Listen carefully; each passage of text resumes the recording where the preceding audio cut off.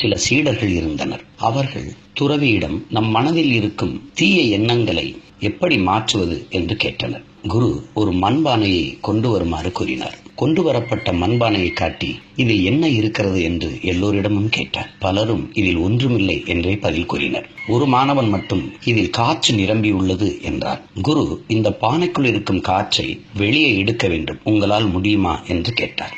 எல்லோரும் அமைதியாக இருந்தபோது அந்த மாணவன் மட்டும் என்னால் முடியும் என்று கூறி பானை முழுவதையும் தண்ணீரால் நிரப்பினான். இதுவே என் பதில் என்று சென் துறவி கூறினார். சீடர்களுக்கு ஒன்றுமே புரியவில்லை. துறவி சீடர்களை நோக்கி, நம் மனது இந்த பானையை போன்றது. உள்ளே இருக்கும் காற்றை எப்படி நம் கண்ணால் காண முடியாதோ அதுபோலவே மனதிற்குள் இருக்கும் தீமை எவர் கண்களுக்கும் தெரியாது. நம் மனதிற்குள் இருக்கும் தீமைகளை வெளியே கொண்டு வர சுலபமான வழி பானையை தண்ணீரால் நிரப்பியது போல் மனதிற்குள் நல்ல மற்றும் நேர்மறை எண்ணங்களை நிரப்ப வேண்டும்.